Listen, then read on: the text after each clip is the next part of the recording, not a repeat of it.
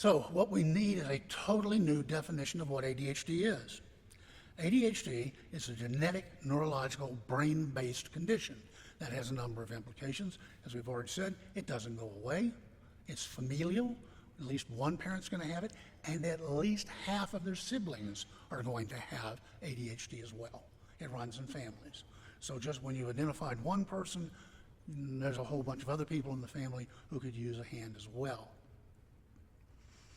It's a difficulty with engagement on demand. That's pretty much it. Here in the world, we tend to look only at performance. How are you doing in work, school, life? How are you performing? In fact, you are required to do an assessment of these children in terms of their performance every, 6 to 9 weeks, something like that. I mean, one of the first things that a pediatrician is going to ask for is old report cards, because you know what your kids look like. A second grade teacher knows what a second grader does.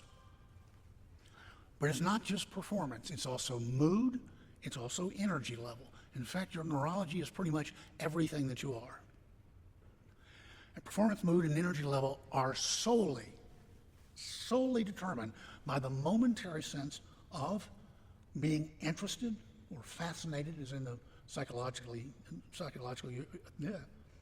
literature, challenge or competition, novelty, in other words, creativity, artistic activity, etc., and urgency. Urgency sort of substitutes in people with ADHD for importance in neurotypical people.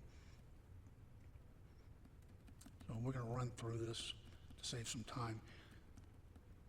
It's cruel and unusual to make people sit there for an hour and a half without backs to their chairs.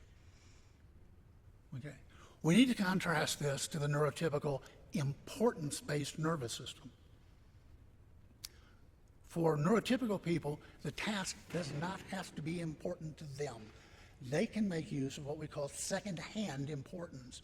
It can be important to their boss, to their spouse, to their teacher, or even to something that's abstract. It's important for their future. You're going to need this 10 years from now.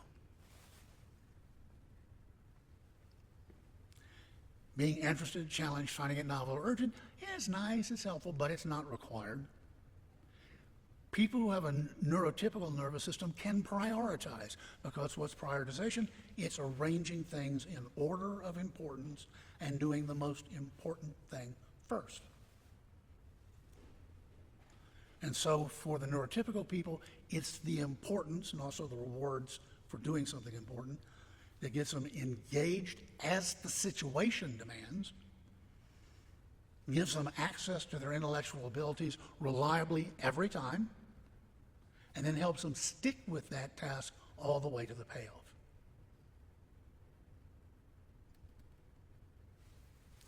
This is the prime motivator and organizer for 90% of the population.